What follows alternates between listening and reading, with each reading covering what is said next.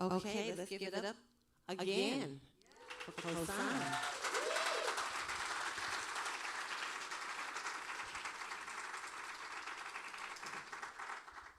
Again, my name, for those of you who just came in and came in through the movie, my name is Carla Earle. I'm the moderator. And first and foremost, I want to thank God for all of you being here and for all of us talking about something that's very, very important. And I'd like to thank MusiCares for hosting this and the Grammys allowing us to be in the Clive Davis Theater. And we're excited to have the live stream now going. And we're getting ready to get into the panel of artists who are going to be talking about mental wellness. A little bit about myself. The live audience heard for the streamers. I am in the music industry. I'm in the entertainment industry. I've been in the industry since 1979. Don't ask me how old I am. I ain't gonna tell you. Okay, thank you, baby. I have 10 Broadway shows behind me. I've been a Hollywood stuntwoman. I'm a CSAC writer. I've modeled. I've done everything in this industry, along with raising 4 biological children and 4 others. So, you know,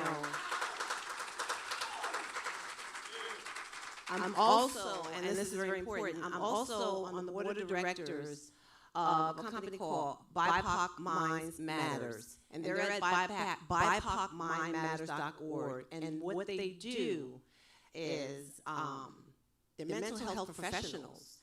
And they also do EMDR therapy, trauma therapy. And basically what they're doing is they are training therapists to take this therapy into the African American community where it's non-existent, almost. It's almost non-existent. So this organization is all about helping the community with mental wellness because it's just something that we don't want to talk about, and we're going to talk about it tonight. For those of you joining on the live stream, we are here tonight to discuss the visual EP Truth Serum and the mental wellness in the music community. I would like to introduce the panel. First, I would like to introduce Kosine. He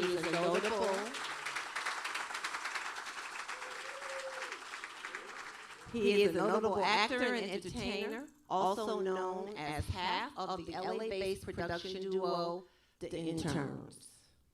He's a 9-time Grammy-nominated multi-platinum producer-songwriter responsible for some of the biggest hits for Nicki Minaj, Rihanna, Big Sean, Justin Bieber, Nas, and the list goes on. On and on. Okay. He's also he's an on-air personality for Apple Music Beats One, which broadcasts live in over 110 countries worldwide. You go now. He's both a graduate and former professor of Columbia College of Chicago and also has given a TEDx talk at his alma mater. Kosine also created the visual EP Truth Serum, which addresses his personal mental wellness. Please welcome Kosine.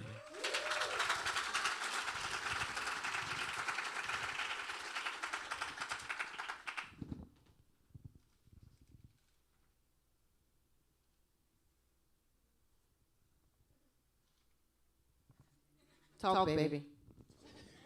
Oh. I thought you were going to introduce like the other panelists, so it's a little solo moment. Oh. So I sure was staring off to the side like, you just going to leave me up here like that? All right. FM Remix. How you guys feeling this evening? Make some noise for yourselves. Thank you so much to MusiCares and the Recording Academy. And to my team and my family and friends that are here tonight. LA Traffic is back, so the fact that y'all pulled up for your boy, you know what I'm saying, is just such a huge deal. is somebody gonna time me at this moment? Because, you know, I'm long-winded. So, all right, reel me in. But there's a moment, you know, in this where I said I finally got an opportunity to let my soul speak. You know what I mean? I had been in Los Angeles for so long, being a fake-ass version of myself. And in 2015, we just hit a real boiling point. And thank God that I have family, so salute to the Panamanians that may be watching the live stream. Guatemala, any Afro-Latinos in the building. When you said my name, you didn't say Marcos Enrique Palacios, which is todo me llamo. But, you know, all praise to the Most High. I use the example of being a baseball pitcher in a game, and the coach just coming up to the mound and saying, all right, buddy, hand me the ball. You're done, you know.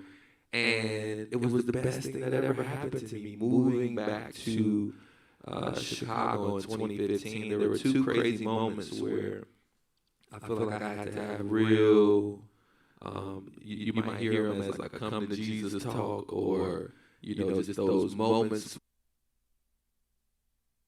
We had, it was in 2 years, in 2003 when my mother passed, and in 2015, 12 years apart. 2003, I had a conversation with the Most High. I told him, I'm not going to give up on you, sir, but I really don't understand this plan. And 12 years later, you know, the plan was starting to make sense, and then it didn't make sense again. And so I had to go back home to where my mom had originally planted them seeds for me and do an LA Hollywood detox. And when I came back, I said, this is about legacy and allowing my soul to speak. And that's what you saw tonight. So, thank you.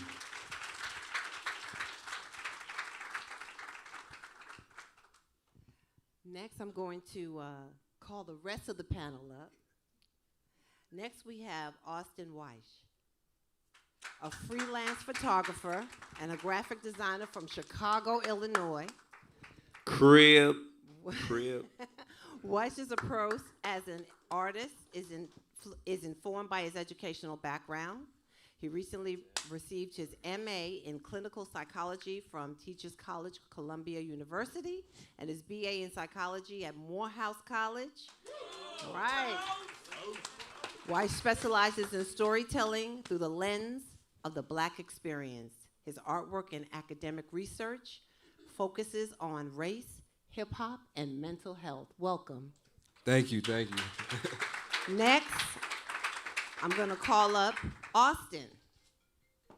I just called up Austyn. Welcome, Austyn. Thank you. Remix. A remix. Now we're going to call up Darryl D. Wakefield. Yeah. Okay. He began playing sax in the 7th grade band class. Realizing his gift for playing sax, Darryl continued through high school playing with the Potomac Central High Symphonic, marching and jazz bands. By the end of his senior year, Darryl was performing regularly with numerous groups in his hometown of Potomac, Michigan. Darryl got a break shortly after finishing high school by being asked to join the very popular recording group Orange Lake Drive. He could be found performing regularly at local favorite night spots, such as the famous Baker Keyboard Lounge in Detroit and the now gone popular Alexander's and Murdoch's. And I want y'all to know that he's been playing with the artist Kim for 16 years. Welcome. Thank you. Pleasure being here. Welcome, Darryl. Last but not least, I would like to introduce Major. All right, Major. Oh, yes, sir, Bishop. Oh, yes, sir, Bishop. Major starstruck fiercely at the debut at the gold-certified hit love song, Why I Love You. All over the world, As Stevie Wonder's protege, lovers have commissioned the breakout ballad to soundtrack milestone moments never to be forgotten. Major is becoming a household name simply for charming hearts with his message of love and hope, laced in that signature falsetto. Honest, a song that speaks of vulnerability and truth, being one of greatest power, claimed his first Grammy and Soul Train Award nomination. Now, after 2 indie solo projects, 300 plus million digital streams, okay now, 7 Image Award nods, network TV shows, movies, steps away from platinum legendary Kosines, and 3 national tours, there's even more to come from the Hope Dealer. He can only be, as his stage name suggests, Major. My mama named me that. Thank you, my mama. Okay. Welcome, Major. Thank you, everyone, for joining us today. Really, thank you for talking about what's going on. It's no secret that there's a lot of pressure that comes from being in the industry. There's no secret there. In fact, based on MusiCares Wellness in the music survey, 1 in 5 adults experience a mental health condition every year.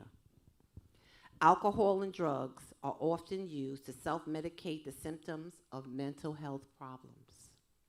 In addition, 37% of alcohol abusers and 53% of drug abusers also have at least one serious mental health issue. Those numbers are alarming. And they're alarming because so many people don't know that there's a way out. And that's what we're going to talk about.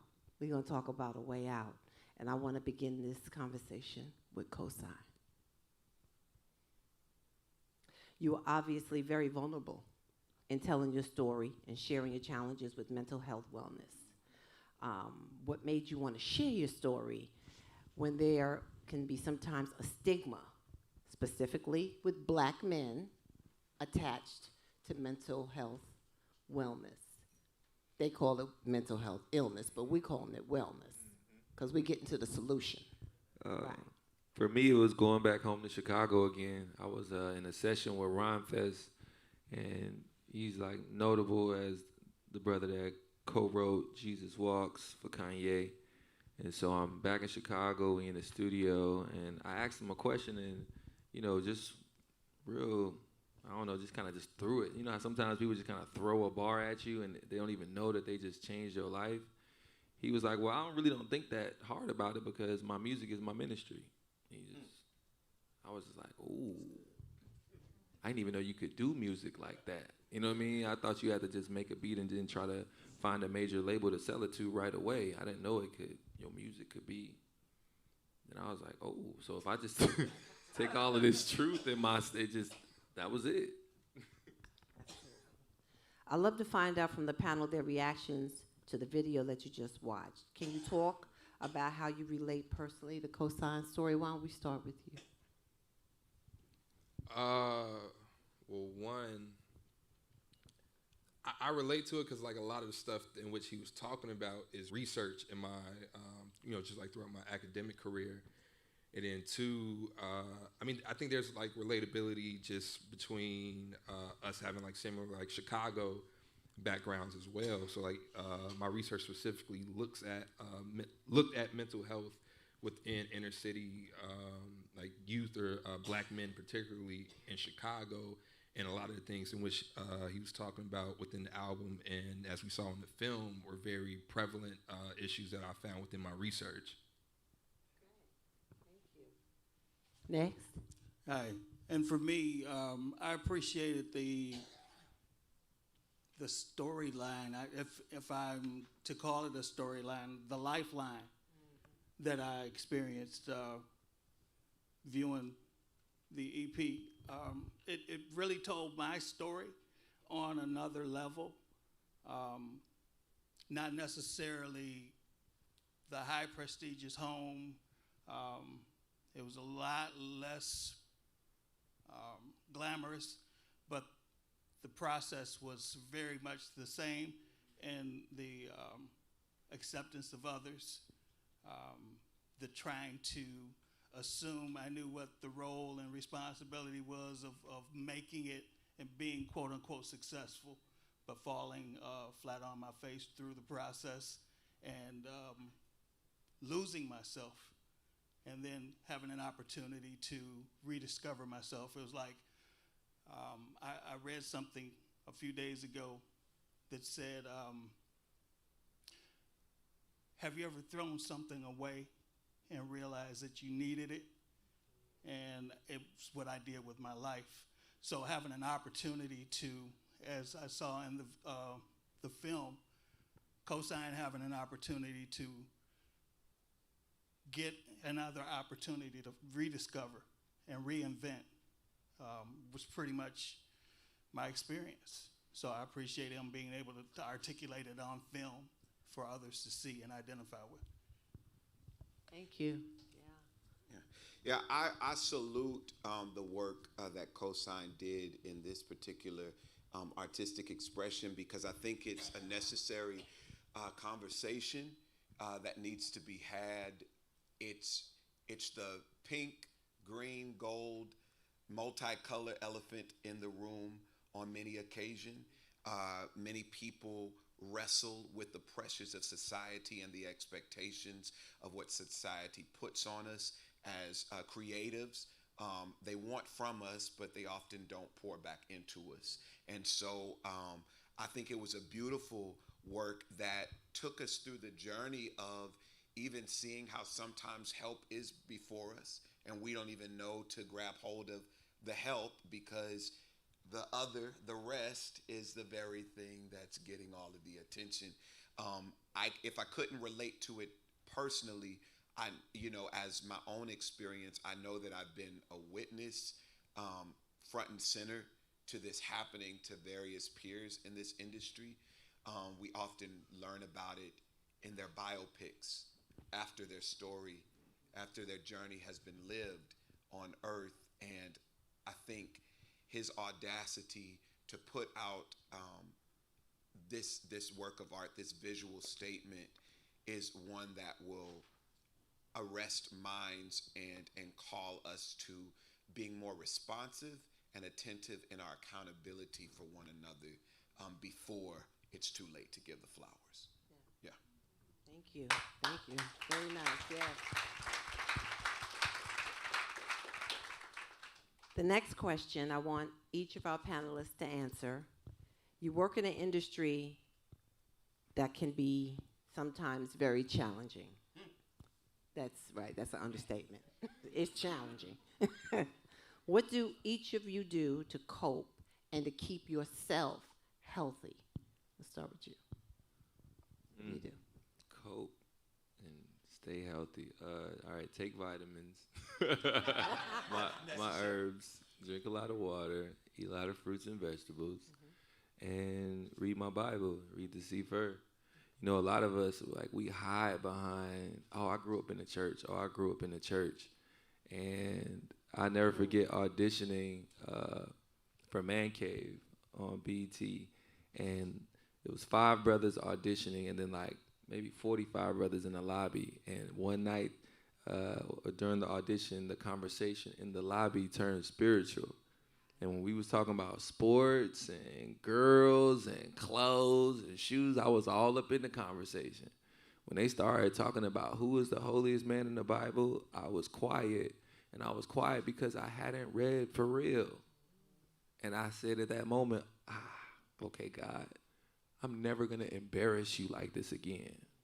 And then when I actually, as a grown man, just started to just read, I seen that it was all there. I was like, oh, it's like when you get a new Nintendo game and you take the instructions and throw them over your head and start playing the game and then keep on dying over and over again. And then you finally pick up the instructions weeks later and you see, oh, X is to jump. X is to jump. You know what I'm saying? What else is in here? Oh, this is how you slide? You know what I'm saying? So that's my metaphor to finally read. That's good. What are you doing to keep yourself healthy, and how do you cope? I cope and I maintain wellness by really just utilizing support systems. I think one of the biggest things to wellness is identifying and establishing a community. You know, people who can be your support, who can be your ear, who can, you know, maybe even give you insight in moments where you may be lost. And then aside from that, I put like a lot of my struggles or like vulnerabilities into my artwork. And I really just get like lost while I'm creating, and like a lot of my work is kind of like geared towards storytelling. So whatever I may be going through at the time, instead of harboring it or holding on to it, I just put it directly in my art and let it reflect there. And then you know, like once it's captured, it's released from me. And then aside from that, I love music. You know, I've always been like that since I was a kid. Like anytime I'm going through anything, I could just like put my headphones on, or you know, just like play some music on my speaker and really just go into like my own world. Like I remember growing up, even going through like my own mental health struggles. Like it was two songs I always went to as my go-to. It was "Purple Rain" by Prince and "Maggot Brain" by Funkadelic. So, something about those two songs always really did something to me. So art has always been like central to just like my healing and my maintenance towards just like my wellness. Nice, thank you. And for me, I stay out of this space by myself. I don't go into my head often by myself. I usually practice working with my higher power, I choose to call God, and praying and meditating, quieting my mind as best as possible. I do a lot of self-help. I attend a lot, thank God for Zoom platform. I do a lot of self-help. I attend 12-step meetings on a regular basis, and I do 12-step work. Which keeps me busy and it keeps me humble. The humility is a large part of how I use going forward to manage this career in this industry to maintain my wellness. Yes, sir. Thank you. Yeah. That's really good. Yeah. Salute, brother. Major. Faith absolutely is my center. It is the core. Oftentimes when I find myself getting into my own wisdom, I'm rerouted right back to my faith center, because I do believe God is better knowing than I am. The beauty of accountability within my village, because I do surround myself around people that I admire their integrity, I admire their contributions, their moral ethic. I surround myself around those types of people. I come from a huge family. I'm one of 10 siblings, actually 13. I grew up in a household of a blended mix of 10, and then my dad's side, I'm one of 5. So if you count that all up, you get it, 13 guys. Yeah. But so I know community quite well. But I'm very particular about who I give access to the heart space. And I had to become that because I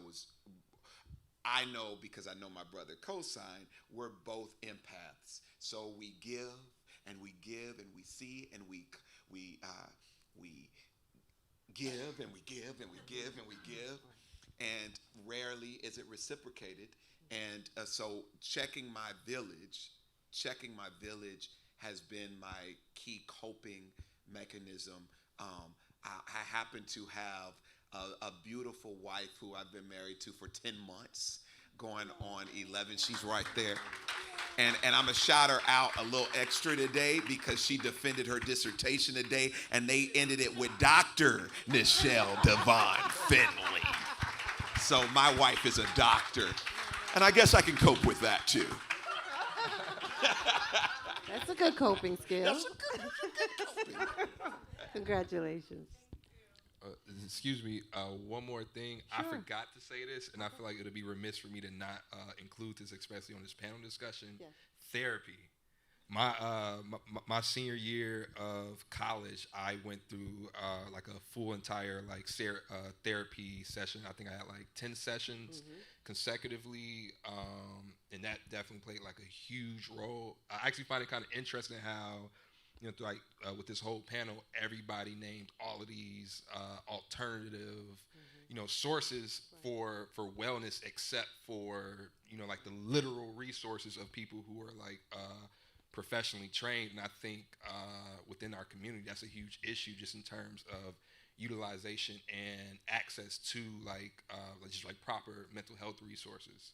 So therapy is definitely a huge component. Yeah, I think it's prevalent with us when he speaks to his 12-step program, and I'm just naming a few, but I figured because I read the script we were going to talk about therapy, but let's make it clear. We are men who support therapy. Amen?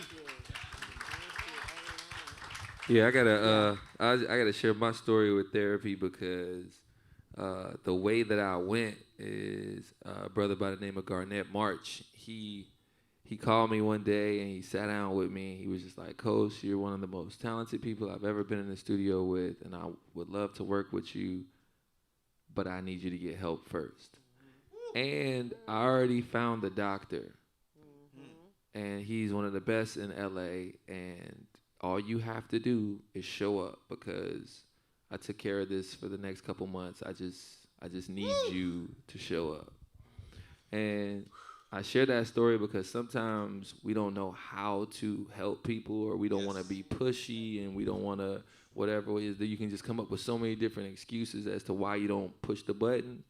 But this brother literally just did it. You know what I mean? And man, I always think about him. You know, he possibly saved my life because it was definitely during a very dark time. You know what I mean? So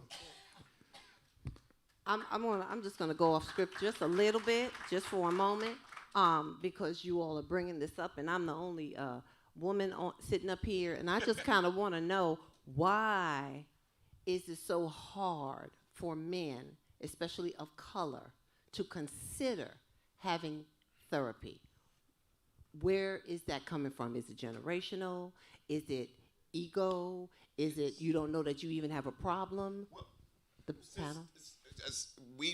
This has been, 2020 gave us the word systemic as more of a popular word to understand. It is very much systemic because talking to your elders and getting help is more of a taboo or an ism here in America, because when we brought, you're bringing kings and queens from Africa, where having mentors and having that insight from your village and the wise counsel was more common, but you bring them here and you let them know, you try to change ideology to cause them to believe that their concerns are not worth sharing, are not worth being tended to. And so you have to do a lot of deconditioning what's been conditioned into the very psyche of an African American people, because that's what systemically has constructed our mindsets to be, our ideologies. We're taught to rise above hurt, deal with it. You just hurt. You'll be fine. Go. You'll be all right. And shake it off. And now the beautiful thing is, I believe in hope. Hope is a real necessary element for me. It's a necessary virtue. But I believe that therapy, and connected to the black man, is starting to become more on trend now. This shirt was not just something I put together. They're selling the shirts because this is the conversation that's being had, where black men are now realizing, oh, we can actually get help too. And it's not a statement that we're helpless or that we can't be of help to anything else. We can still be contributors while also getting the help. Corporations know about it. our white brothers and sisters know about it. All these other cultural groups know about it because it's more common to them because it was appreciated more. But within us, we're working through the reconditioning of an idea that we're deserving of it too. Absolutely. Thank you. You want to say something? If I could. Just Absolutely. A moment. I'm coming from a generation that's close, if not parallel, to your generation, as you spoke earlier. A lot of don't messages, a lot of nonverbal messages that came from society. Don't talk, don't touch, don't feel, don't be. You know, and so the adaptability that comes from that influx of messages. There was an experiment that's very famous that you know, the difference between black and white dolls, and that the black was representative of bad, white was representative of good. Dolls or dowels? Dolls. That Detroit came out strong. Thank you. Go ahead though. Thank you. Represent Detroit Pontiac. But no, actually, those messages and those nonverbals that shut me down emotionally, that shut me down from communicating and talking, or those messages of shake it off, you know, and go on and be stronger, be better, even when I didn't know how to, right? And Kosine, you spoke to that. Nobody gave me the instruction manual on how to live and how to exist in society. So without a manual, I was looking to other people and other situations to show me how to do and how to be, and it was non-existent in my community. It's crazy because communication just in general is like really a beautiful thing, and I always like to look at the benefits that came from the pandemic, and especially my brothers in my circle, like everybody was too busy. So finally black men were in the house with the opportunity to teach and communicate for the first time in who knows how long, you know, and there's just this crazy, it's therapeutic to talk to your best friend, to talk to your mom, talk to your dad, your family. We don't even do that anymore. Social media got us thinking that because we follow somebody, we know what's going on in their life. You don't know nothing. You know what I'm saying? Like, you really have to take time out and talk to people. And that's how I was able to kind of continue therapy even when I wasn't, you know, paying and going to see like an actual doctor. It was like, oh, I'll get on the phone with somebody. Oh, you about to get this story about what happened this week, man. You know what I mean? And it's therapeutic. Absolutely. What stereotypes about mental illness bothers you the most? Which stereotypes? Well, I want to add on to the last question and then combine it with this one as well. Because, I mean, all of this all coincides, but one, just like the whole mental health thing, it's a multi-layered issue because there are large issues of visibility and representation within the field, because out of all like American psychologists, only 2% are black. And for even smaller number, only 1% of clinical psychology graduate students at a graduate level are black men. 2% in psychiatry. In psychiatry is what you were saying? No, psychology. Psychology. Oh, okay, I have a slightly different number, but it's low. It's not cool. But go ahead. Yeah. But yeah, so aside from that,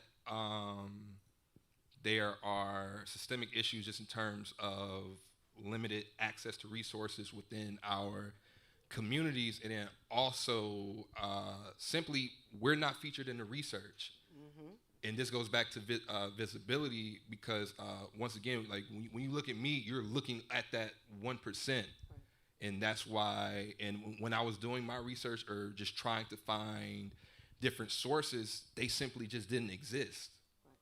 You know, so like a lot of the psychology work and research that's put out doesn't necessarily focus on race, and when it does focus on race, it's told through the lens of a white psychologist, which contributes to the stigma because one, according to various research studies, it's shown that black people feel like there's a inability to relate or connect with a white psychologist, and they feel like if they go seek out help, they won't necessarily be understood. Right. And this kind of goes into just like the myths, because the lack of visibility that we have within the field is what contributes to this stigma, which is what contributes to these myths, which really just separates us from the resources, for really just knowing about the resources that are available. And another thing, since the research isn't being done, people are just unfamiliar with the things that we go through as a population. So it's just an all-around lose-lose unless the work gets done. It's just generalized. Yeah, it's not specific to what your needs are as a black man or as a black woman. It's based on the lens of the others, and it's been that way. And you know, I have tried to look for psychologists and psychiatrists of color for family members of mine, and I can't tell you how hard it was, which is why, you know, when I got the call from my friend about this organization, BIPOC Minds Matters.org, that's what it's about. What they're doing is they're training psychologists and psychiatrists and trauma therapists of color so they can go back into their community and be therapists and psychologists in their community, because it is a problem, and that percentage is really, really low. It is 2%. It's really, really low, and it's alarming because we need the help. You know, first of all, mental health awareness, illness, wellness is not even a black or white issue. It's a mental issue, you know. But because we're not educated and we don't think that we deserve it because it's just what it is, as you were saying, you know, you just keep it moving, you know, wipe yourself off and keep it moving.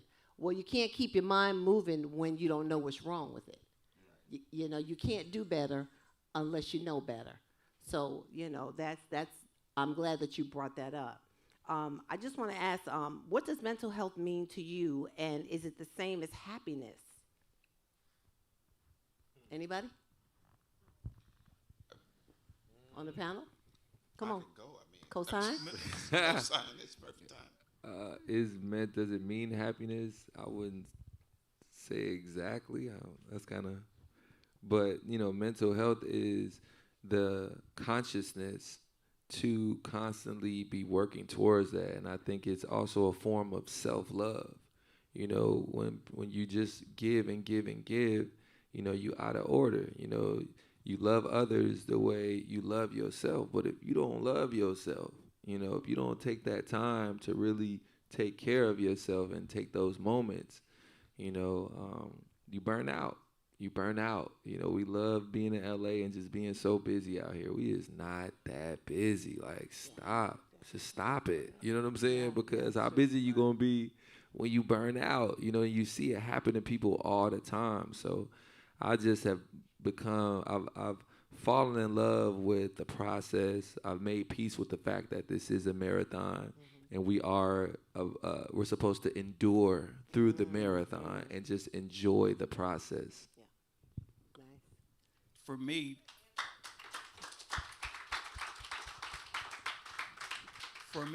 mental health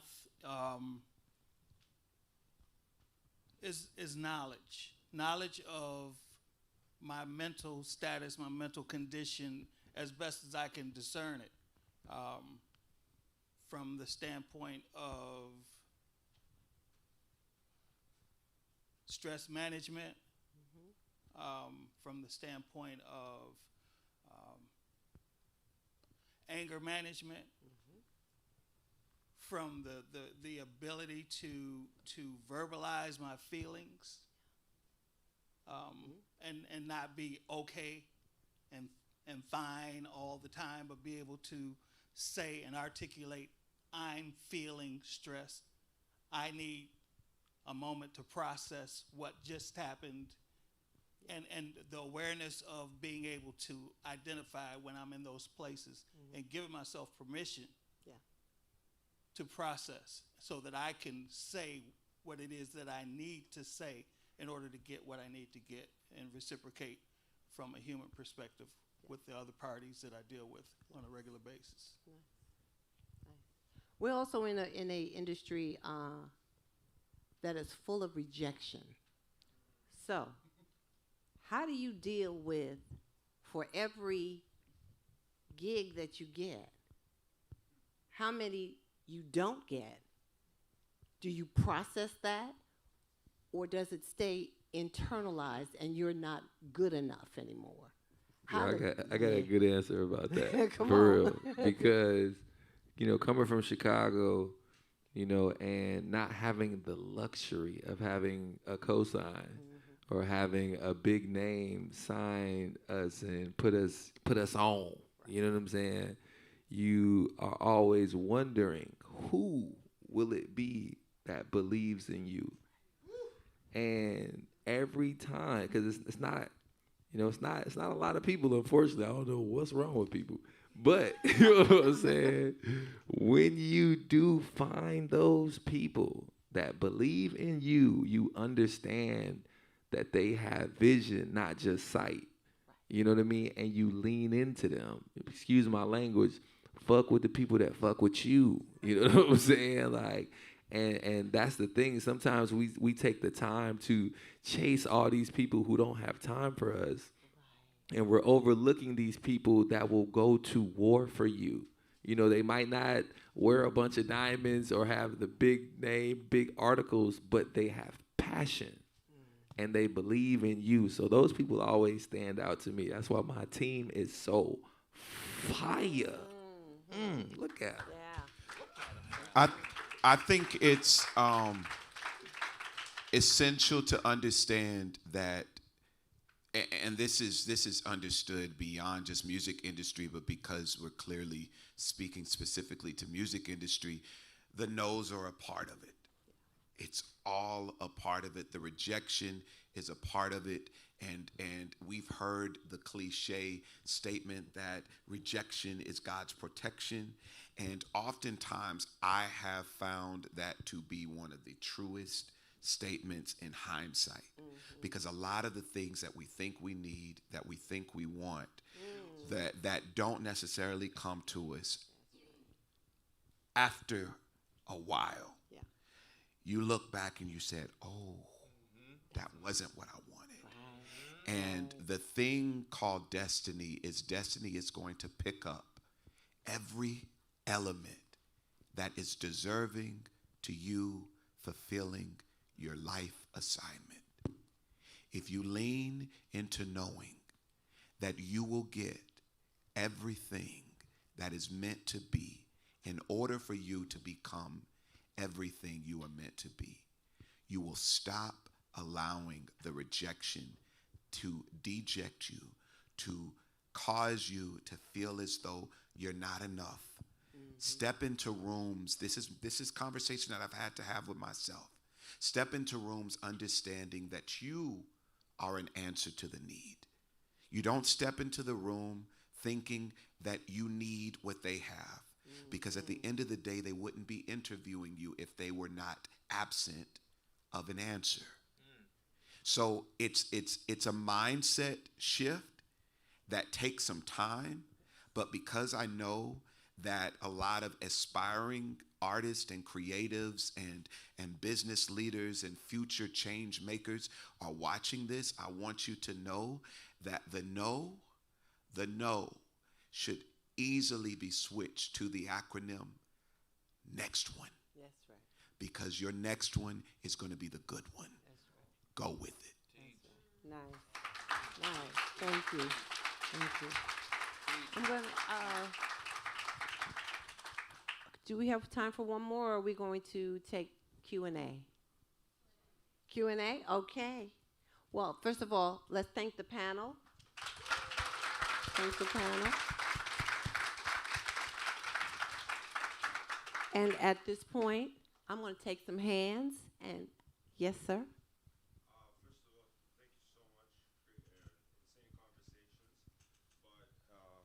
But in regards to mental health and when people go seek therapy or go to like a psychiatrist or a doctor, the reason why I know this information is because my parents hold very big positions in corporate pharmaceutical America, and I know this information is that because the drugs that are prescribed to treat the mental illness, these drugs are really not sufficient. In fact, these drugs actually worsen the condition of an individual and kind of put the individual on reliance of these drugs to kind of feel good, right? So how does one, especially artists where there's a lot of pressure from like the outside world, there's pressures from the labels, especially if you're, signed new or you're trying to make a name for yourself, numbers, streams, all that pressure from the label to turn a profit because of your advance, all these cases, like how do you, where do you find your safe space to like self-guard yourself from that area and not have to rely on like going to like a physician, because usually physicians have proved to be not efficient? Well, not every single therapist recommends medication. And that's why it's always essential to get second evaluations and to cross compare. I would never encourage somebody just to take what one, expert has told them, unless you've done the research to see that that expert has had,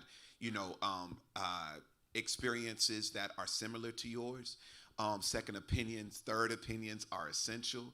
But often we sometimes, because, pharmaceutical has done a great job at, taking on our commercials when they say side effects of this is, like you saw the meme where Scarlett Johansson is dancing while they say death and all of that other stuff. And it's like, this is creepy.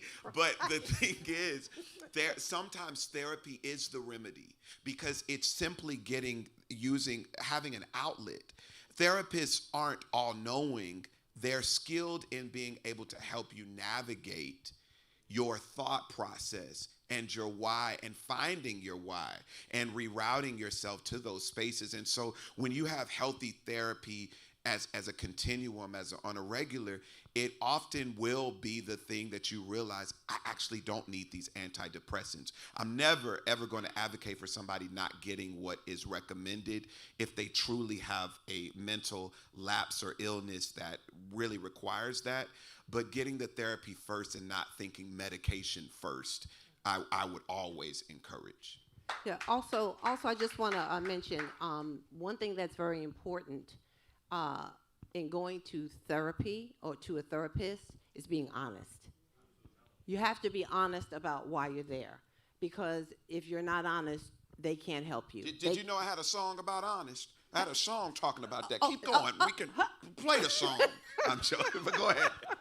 No, but that's very important because the therapeutic value is a little different than the psychiatry. Yes. It's two different things. And if you're looking to discover what's really going on in your life, you have to be honest about what it is. You know what I mean? And then at that point, then you let the process begin.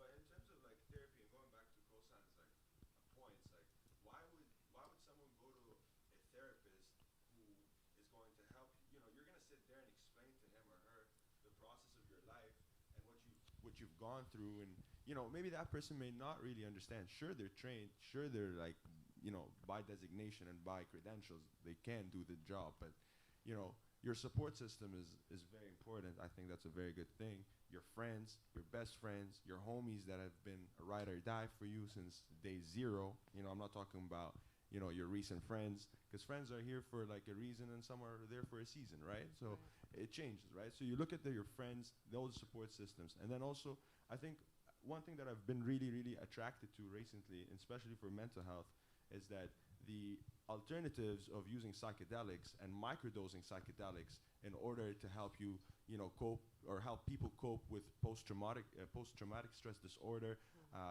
drug addiction, ADHD, adult ADHD, and drug-related abuses, right? And so far, psychedelics have actually been proven to, do a better job than any of the antidepressants that are being. Case by case. It's case by case, but Yeah, that's case by case. So you're doing mushrooms tonight. I get it. All right. But you know what? Play Truth Serum. It's Okay. gonna be great. Can we I, take? I think it comes down to He has a just question in the having, back, too. awareness of what your needs are, because mental health resources exist at different capacities. So you have psychiatrists, you have psychologists, you have social workers, and then you have counselors. So just depending on what you're currently going through at that time, then it's then you have to discern then what level of treatment would be most appropriate for you. Yeah, and then trauma specialists. If you have trauma, that's a whole nother area. So you have to. That's why.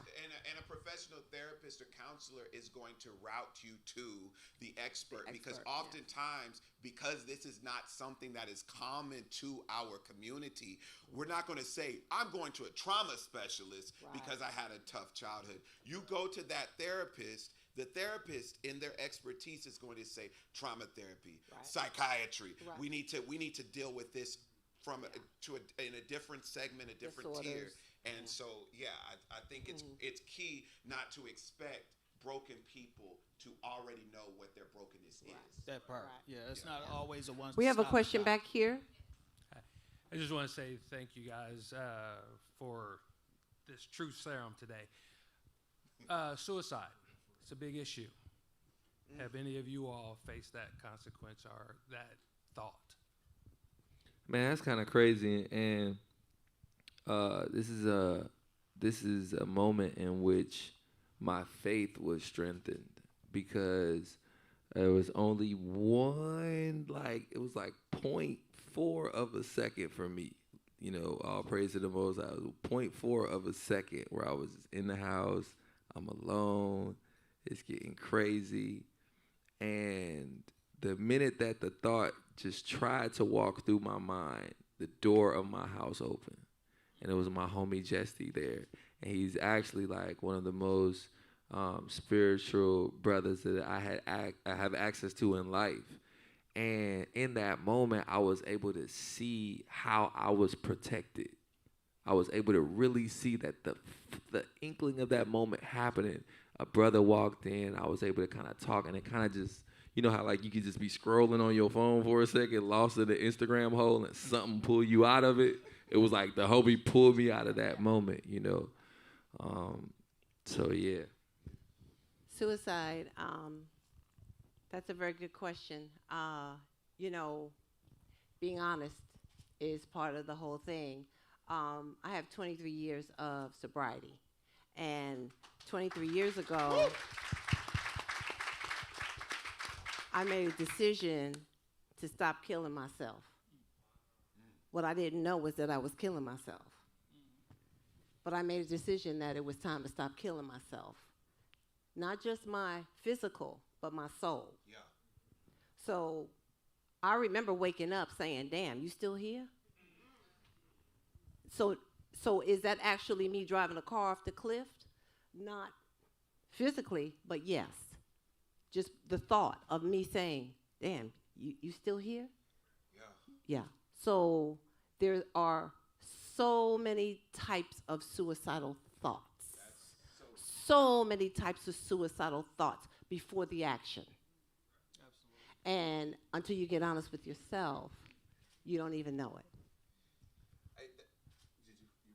I was just going to say, suicide is real, and if anybody is considering or have had thoughts of suicide, it's real, and there is help, and it's a thought, just like a lot of other things. So it's when I act on the thought that danger signs start to pop up. So please, if you're having suicidal ideations, if you're thinking about it, please let somebody know immediately. There is help available. There is help available, and like you were saying, it's just a thought. We don't have to always follow up on the thought. Yeah, and I would love to speak to that. First of all, thank you for sharing that transparency. When you spoke about your 12-step program, I've never needed it but I needed it when I was in a season of depression. And as creatives, we get in depressed. We have depressed seasons. Is any other creative willing to admit you've been depressed in your process? You've been anxious in your process. You write the best songs, like that's when the best songs start Right, coming right, out with, right, right? right, Right at right. the bottom. Honest, Yeah. honest. The song "Honest" that got me my Grammy nomination. But honest. No, for real. It says, "I've been trying to be perfection when broken is what makes us human." That's right. I just want to be honest. And these are the realities that oftentimes, because we put a stigma on thoughts, we don't want to share them. There's tons of us as creatives, sometimes we get super dramatic. And dramatic is how we can express ourselves. So if we're hurt, I just want to die. Yeah. I want to die, but you don't want to tell anybody that because you think it's going to be categorized as you're suicidal. And I think it's good for more conversations like this to be had so that you know that it's more commonplace sometimes to feel weak. But I encourage us to learn to switch our language, because if die is a thing that alerts people to say crazy, then perhaps it's, I just need a moment. Yeah. I just need a moment away from this. Yeah. And taking that moment is going to be the best serum that you can possibly give yourself. That pause, that be still, is some of the best remedy for circumstances. What the pandemic did was it mandated a be still and an introspection of each individual to take inventory of what we're giving and what we're taking and what our environment is giving and taking. And then you making the mature choice to decide if you are going to continue giving in the way you've been giving or taking in the way you've been taking. And so I want to encourage us to strive towards it being okay to feel hurt, to feel anxious, to feel burdened, to feel stressed. And that can coexist with joy. Joy is a radical act. Yes, it is. Yes, Joy and passion. Is there a hand up? Oh, right. Oh, okay. Hi Okay. there. Hi there. Thank you so much for this event. This has been super mind-blowing for me personally. Just to give some backstory to my life story, in 2011, I was pronounced dead twice from overdosing. And then, prior to that, my teenage years, dealt with a lot of emotional and mental turmoil. And I think as an adult, that just kind of translated into drug and substance use. I'm now in school, pursuing a bachelor's degree in audio production. I'm, following my dreams. And what's crazy is, thank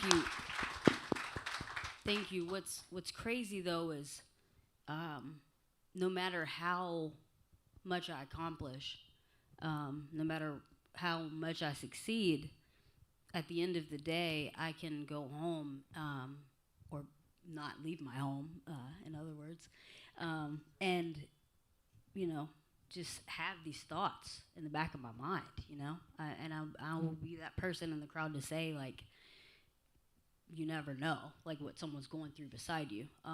And I guess my question is, what advice would you give? Because it seems like, even as a musician, like I just had a song get in a TV show with Jessica Alba and all this cool stuff, and I thought, maybe when I achieve this, maybe when I make this much money, maybe when I get this outfit, maybe when I get this girl, maybe when, and it's never enough. And you can go to treatment. I just went to treatment again in December, and the feelings still remain, So I just want to know, like, what advice would you give to someone that no matter what kind of help they've sought, like, still has those thoughts, and at times, is kind of concerned. We're always running to reach a destination. We're always trying to get to a destination, and then when we get to the destination, we want another destination. But what about the journey? We have to start learning how to enjoy the journey, because the journey is the process to the destination. So when you get there, you can appreciate that you got there. The same love you have for music, the same excitement that you have for getting that gig, that inner love, that self-love. You have to love yourself the same way, even more. Because how can you truly love someone else if you don't love yourself?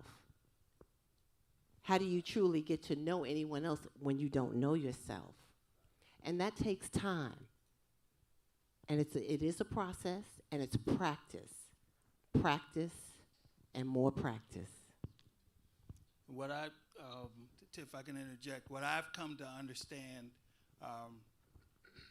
I met me again in May of 1991, and I've been practicing abstinence from drugs and alcohol and all minor mood-altering chemicals for 30 years and some days now.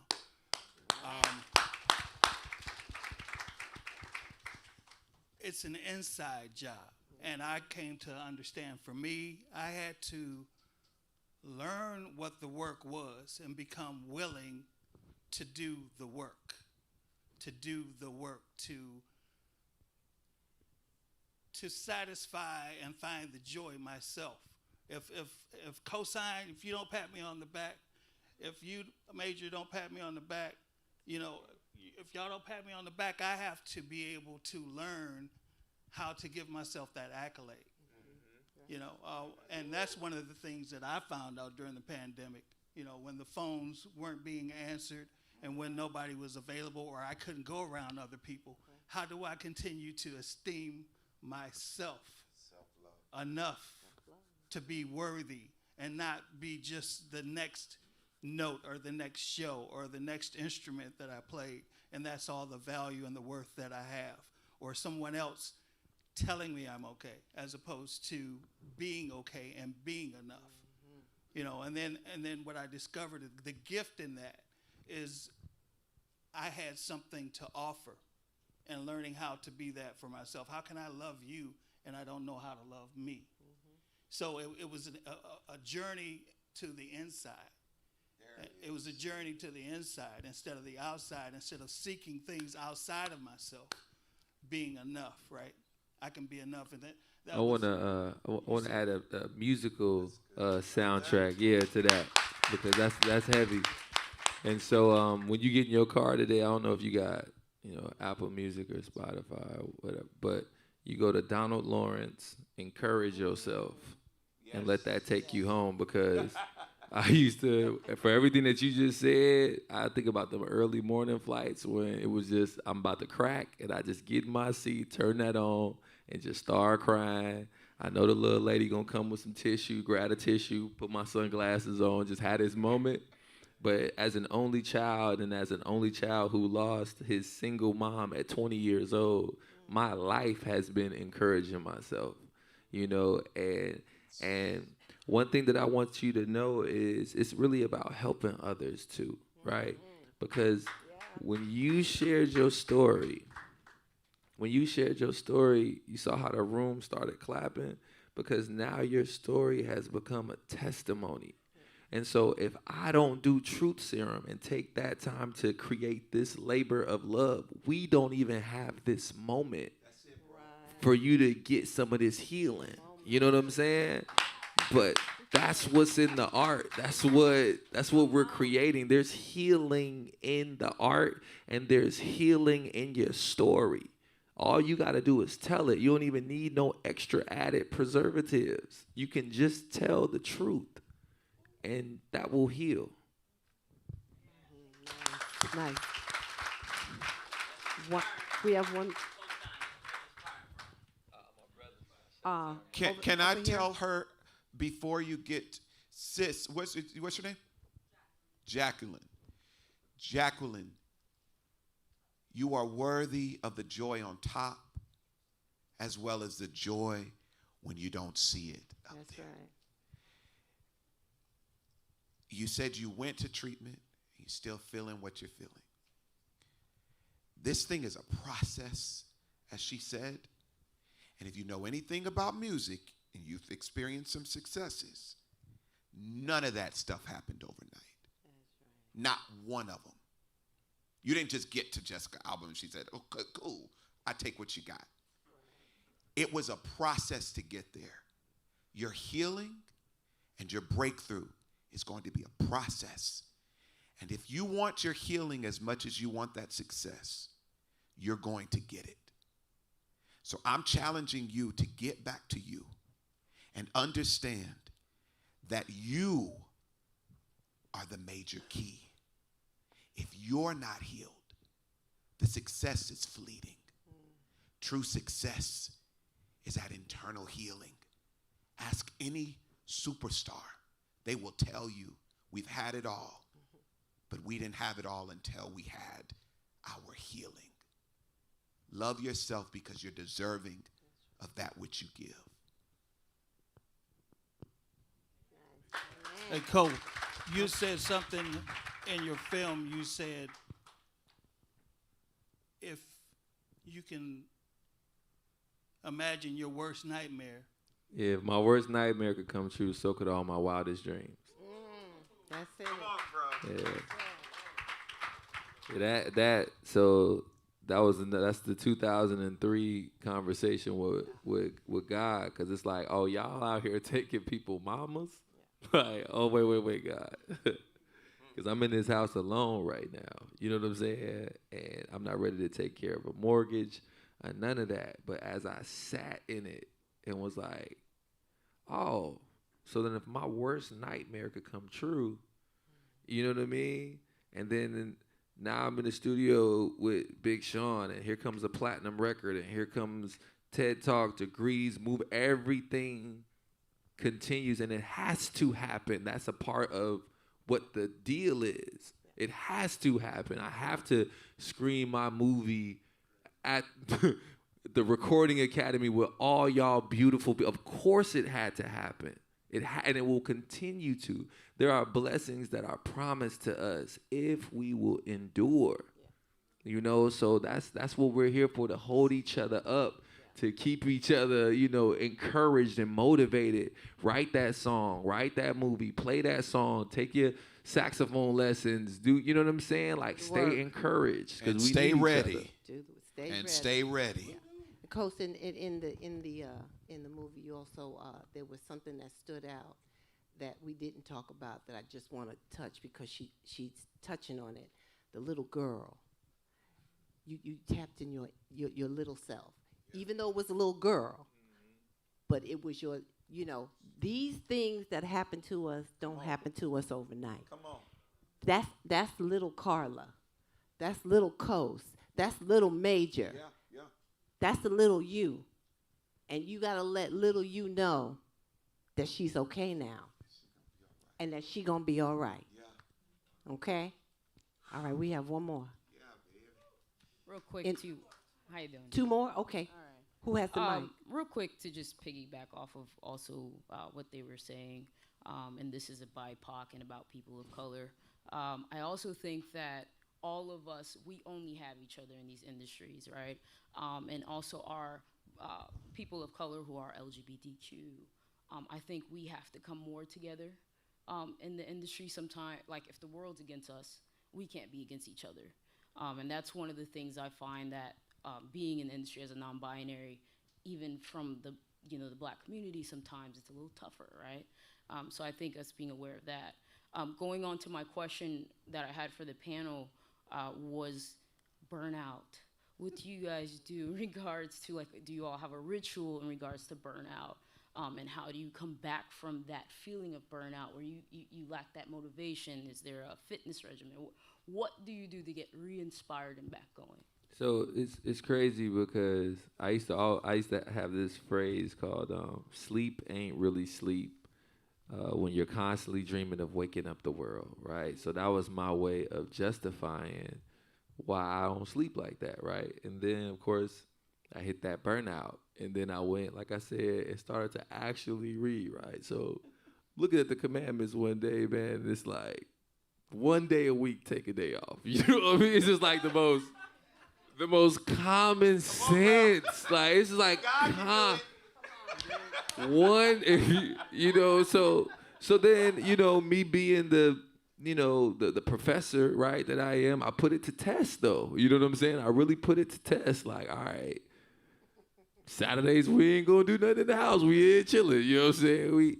And over, you know, now 6 years in, oh my God, you see my skin tone? Like, I be working out. Like, I don't know what y'all want to do after this, but I got energy. It's the point. You know what I'm saying? I'm ready.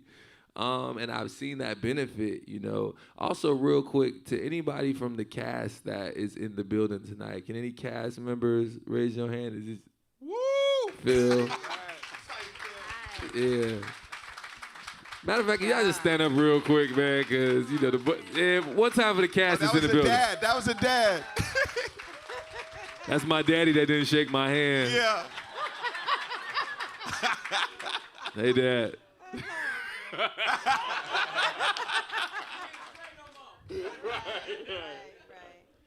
I also think in response to the burnout, I have this new phrase that I kind of lean into, and I have to check myself because they call me the hope dealer, but I realize the hope I give is the hope I must live. So this is a phrase. It says pace is grace. Pace is grace. No real good thing is rushed. You'll never find a chef that says speed it up. Pace is grace. And if they're rushing you, have the conversation. If you want this good, you're going to wait a little bit. But pace is grace. It rewards you every time. Not going too slow, but certainly not going too fast. Finding that rhythm of delivering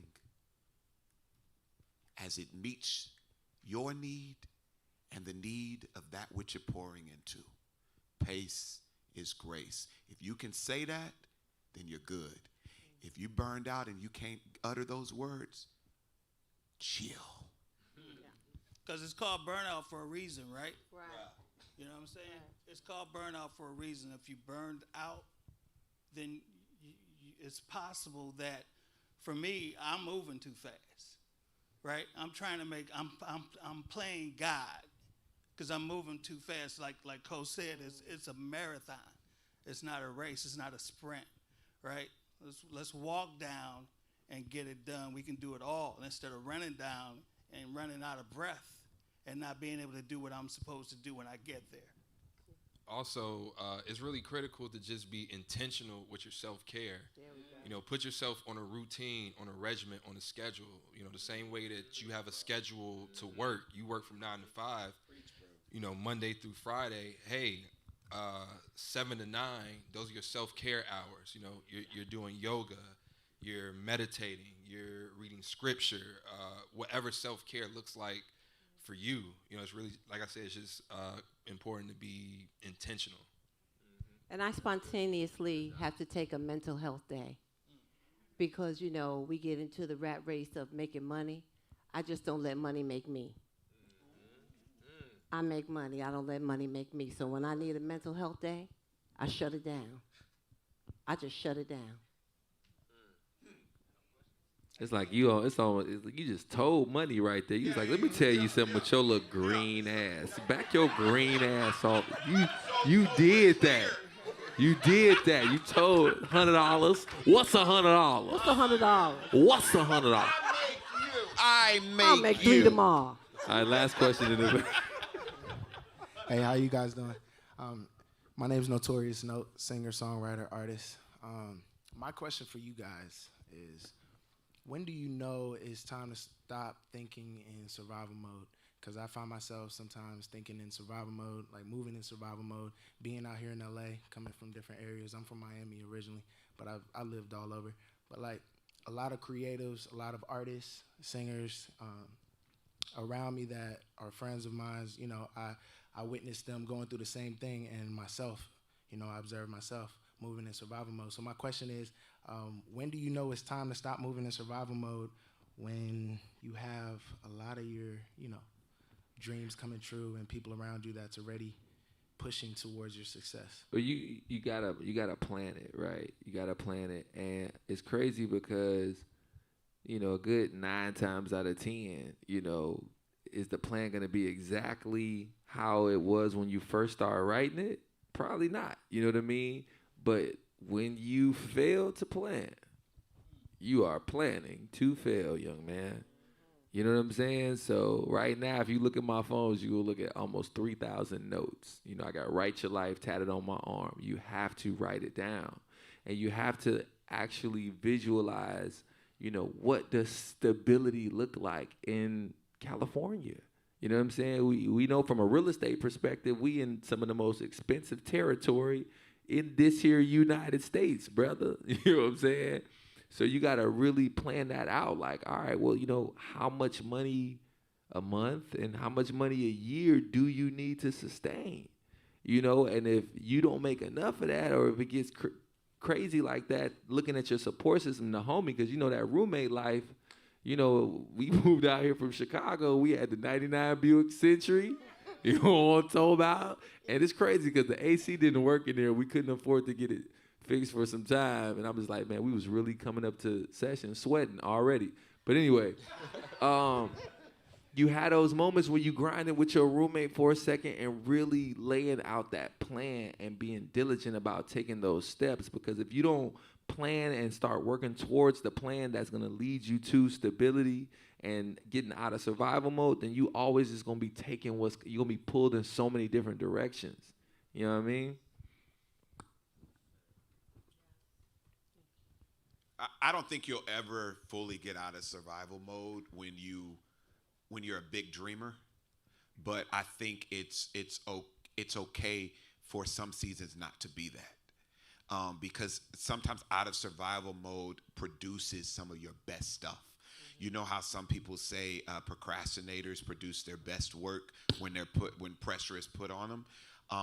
But I think Kosine spoke to something that I think will be probably your greatest treasure, and that is mapping out your why. Because oftentimes people are in survival mode without a why. And so they're chasing something and they don't know why they're doing it. They just know that they want what they see, but they don't know why they want it. And so if you're not able to answer and fulfill your why, that's when you need to take a pause, reset, recalibrate, put it onto paper. Start doing that. Those Venn diagrams are really cool. Like those, remember those charts where you start seeing what, how these things connect to this and this thing connects to that. But if it's valuable to you, if it's important to you, you're going to make the time to be still, to write it out, to prioritize, and then pursue according to priority. Because one thing's for sure, you will never be a master of multiple things at one time. Right. That is scientifically proven. When my biology teacher told us that, I said, "Oh, say less, say less, say less." I ain't got these expectations. I can put them down. You know what I mean? Right. So you prioritize. You go after that. Champion that. On to the next. Champion that. On to the next. Don't be out here exhausting yourself, and then when you show up to receive your award, you all sweaty and looking a mess. You know what I'm saying? No, and that's a great point, because I don't have an answer to when you can get out of survival mode. But what I can say is, don't become so consumed by it to where you're unable to be present for what's currently going on right there in front of you. Yeah. Because if you get too wrapped up in, just take a step back and just enjoy it. Experience it for the good, experience it for the bad. Just live your life and don't let your life or your experiences just go through you. Because if you're just so focused on surviving and you're just so stuck in that, you'll miss it all. And there's no value in that. What's the point of getting all these accolades, getting all these accomplishments, getting all these things that you said that you want, but you're not even allowing yourself to be there to, like I said, just be present for them. So that's just something to be very mindful of. Yeah, especially since, you know, in 2021 and moving forward, you got Kosine beats in your life as a musician. That's things are looking up, young man. You know what I'm saying? All Lil right. Dee. Well, we're gonna wrap it up. Thank you for all your questions, and I got to tell you, you know, that just now I thought somebody was calling me, and my watch said, "Breathe." Now I didn't set my watch to breathe. This watch be telling me to do stuff, but it just said, "Breathe." Can we do that? So can we just take a breath? Just everybody, just take a breath.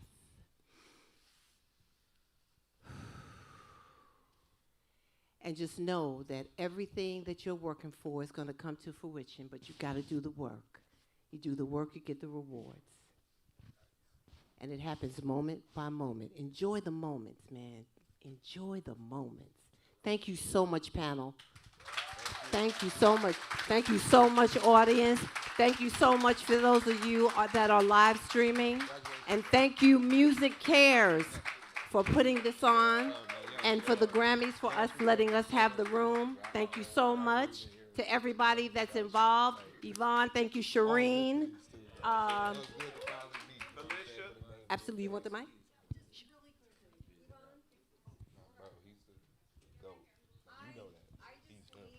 Hold on. My name is Shireen. I'm one of the directors at MusiCares. I've been at MusiCares for 17 years. I'm on the front line. I'm a licensed clinician who helps the people that are here in these rooms every day, all day. I've done it all day today. I just need to tell you guys, I had to. I am so moved sitting here. Thank you for your film, your video. Thank you for all of you coming here at a drop of a dime. I had to call Carla, who she didn't even know me, and ask her would she come. Thank you, Darryl, and the rest of you. But I am so moved, and I need to tell you that your music industry people, brothers and sisters, need to hear your voice. You being here tonight, thank you. It is apparent that you have done your work. You know, I could hear it by listening to you guys, you know, and thank you to the audience that cared enough to show up here tonight to support, whether it's your friends or care enough to know about this subject that is deeply, deeply needed to speak about. And it was important to say too, because MusiCares did put this on. We care about the subject. And I want you to know that if you don't know about us, that's why we are here. If you know anybody, your brothers or sisters, anybody who's in need of help, call MusiCares. We will get you the help you need when you say, where do you go? How do you do it? That's what we're here for, and that's what this was about tonight. So thank you. Thank you. Big round of applause for MusiCares. Yes.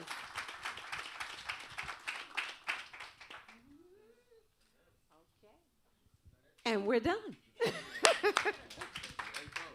Picture? Group picture? Okay. Okay, that's out west, right? You from out west?